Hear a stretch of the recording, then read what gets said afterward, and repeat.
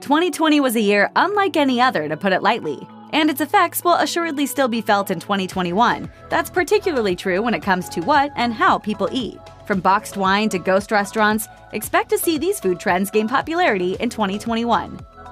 In October 2020, Whole Foods published a report predicting the trends that'd be taking over the world of food in 2021. One of the trends the company suggested is a rise in popularity for a range of new oils among at-home chefs. These include walnut and pumpkin seed oils. According to Healthline, walnut seed oil has a number of health benefits. It's good for your skin, helps lower blood pressure, improves cholesterol levels, and may even have anti-cancer effects. Pumpkin seed oil can have a positive effect on your skin, heart, and prostate. It's said to ward off depression and may even relieve some of the symptoms of menopause. It won't all be fancy alternative oils in 2021, though. According to Food Business News, 2021 will also see olive oil reach new heights of popularity.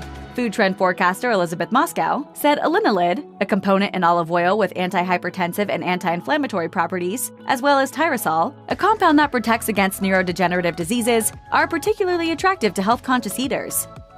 Upcycled food also made it onto Whole Foods' list of 2021 food trends, and it's been on the rise for a while. In 2019, Forbes reported that the upcycled food industry was worth $46.7 billion. And in May 2020, the term upcycled food was officially defined by the academics and nonprofit organization representatives that make up the Upcycled Food Association. The association defines upcycled food as using ingredients that otherwise would not have gone to human consumption, are procured and produced using verifiable supply chains, and have a positive impact on the environment. While you may not have come across much upcycled food in your grocery store just yet, there are a number of products that meet this definition. White Mustache, a Brooklyn-based yogurt company, uses surplus fruit and whey for its products. Watermelon Water makes flavored waters from what the food industry refers to as discarded melons. Rise Products makes flour from spent grains. And Toastale makes their beer brewed from surplus bread. More and more companies are making the most of whatever they can get their hands on.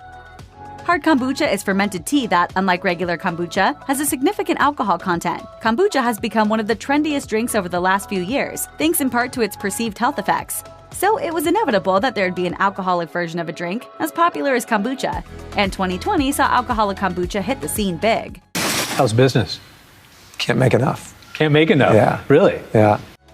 According to Kombucha Brewers International, sales of hard kombucha grew from $1.7 million in 2017 to more than $12 million in 2019. June Shine Hard Kombucha was on track to triple its sales that year, and Afterglow Hard Kombucha expanded nationwide.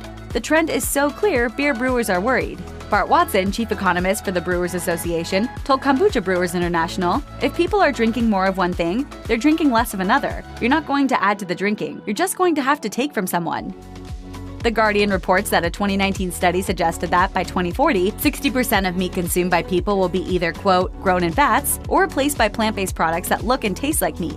Thanks to the pandemic, 2020 in particular saw a whole new level of consumer interest in meat-free meat, with sales up 264% in U.S. grocery stores in the spring. The industry is making new innovations and putting out fresh products too, with many companies such as Impossible Burger and Beyond Meat solidifying their leading positions in the market. According to Tasting the Future, sales of meat alternatives are projected to reach $480.43 billion by 2024. An increased focus on the sustainability and health benefits of plant-based meats, a renewed focus on taste and texture, and new plant-based foods such as fish, cheese, milk, and chicken will all help the meatless meat market meet those expectations. And if you're still not convinced, McDonald's will finally offer its own plant-based burgers in 2021.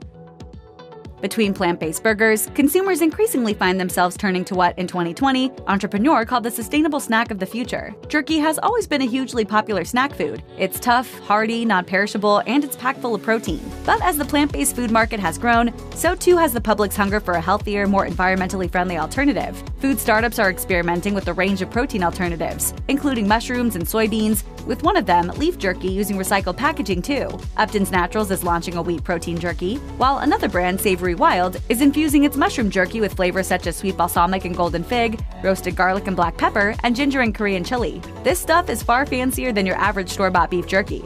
It's also pretty easy to make your own plant jerky at home, and you can use pretty much any vegetable you like. Jackfruit, cauliflower, and eggplant, for example, have all been cited as great starting points. According to Star Tribune, boxed wine became a quote pandemic staple after consumers started bulk buying inexpensive wines during the first rounds of lockdowns. In the 15-week period ending June 13th, boxed wine sales jumped 36% compared to the same period in 2019. Anissa Gertzel, a wine buyer for Lunds & Byerly's, told the paper that, "We have seen an astronomical rise in boxed wine sales. Boxed wines are very of the moment." Whether or not people are drinking this wine in faster measures, I don't know. Whether they're just buying it because it lasts longer.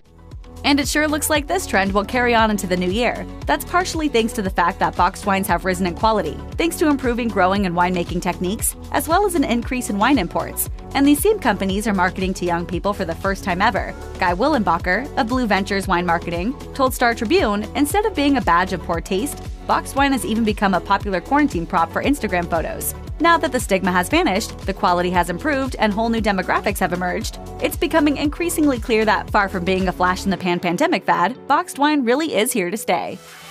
Copaiba is an essential oil that, according to Food Business News, shares a number of properties with cannabidiol. It comes from the resin of the Copaifera tree and is said to have an earthy, woodsy flavor. Like CBD, it has a number of health effects and can be used to treat inflammation, chronic pain, and anxiety. It can also help reduce blemishes, or even be used as an aromatic compound to help create a calm and relaxing environment. According to Scott Johnson, Director of Education and Training at doTERRA, when used daily, Copaiba helps you live a longer and healthier life with greater periods of homeostasis. And like CBD, it's totally legal. Food trend expert Elizabeth Moscow told Food Business News, "We think we'll see Copaiba as a competitor to CBD in food and beverage products. This seems doubly likely since it has a number of advantages over CBD, including being far less expensive. There's also no risk of finding trace amounts of THC in the oil, if drug tests are a worry. Copaiba oil isn't known to have any side effects either." No, ghost kitchens aren't what they sound like. There's nothing spooky in sight here, just an innovative new way of bringing you food. Also known as dark kitchens, ghost kitchens are delivery-only cooking establishments, often featuring food from more than one restaurant brand. They've got cooking facilities, chefs, and a wide range of recipes, but nowhere whatsoever for diners to sit, order, or eat. Instead, the customer takes to a platform such as Uber Eats or Grubhub, chooses what they want, and gets it delivered to their door.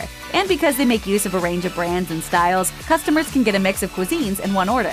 These places have numerous advantages over traditional dine-in restaurants.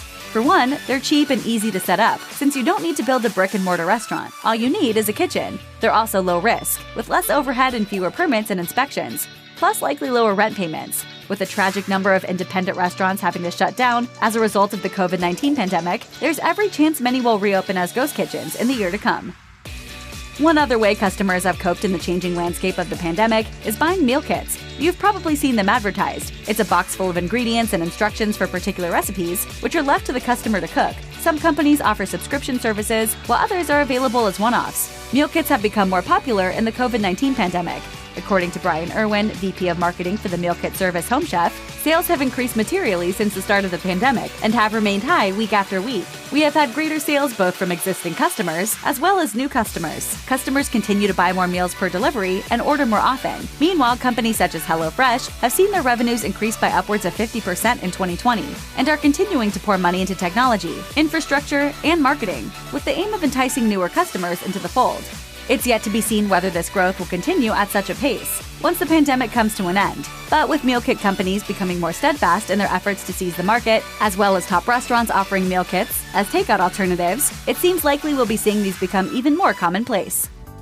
Foods that promote gut health have been in vogue for a few years now, but general awareness of the gut microbiome and how to keep it healthy have increased greatly in the last year. That's thanks to the COVID-19 pandemic. Findings from food processing giant ADM's Consumer Insights platform indicate that rising gut health awareness counts as one of the significant behavioral changes during the pandemic. You change your gut, you can change your life, and we're now learning about how this plays such a huge role. Going into 2021, the company says the gut microbiome's role in weight, mental health, and immunity will become a global trend. ADM also predicts a few other similar trends to occur over the next year, noting consumers are gravitating towards foods and beverages with bright and exciting colors that indicate citrus flavors with their naturally occurring vitamin C, as well as products with familiar, nostalgic flavors during these stressful times. Put simply, expect lots of colorful, flavorful, locally sourced, and gut-friendly food and drinks to hit grocery store shelves in 2021. As a result of that hugely terrible thing that has happened to all of us this year, it appears that people are ready to live healthier lives. In October 2020, Forbes reported that one of the primary trends we're going to see in 2021 is a move towards healthy, sustainable, and environmentally friendly eating. COVID-19 caused many Americans to take a deeper look at the food they eat and how it affects their stamina, immunity, and overall health. To that end, shoppers are now choosing foods more carefully, reading labels, learning about ingredients, and making decisions based on where their food comes from. The International Food Information Council's 2020 Food and Health Survey found that 54% of all customers care more about the healthfulness of their food and beverage choices in 2020 than in 2010. Active dieting has increased, 18% of Americans are using health monitoring apps and devices, and 28% of Americans are eating more proteins made from plants. Even when the pandemic ends, it's not hard to imagine that people will remain more aware of how their eating habits affect them.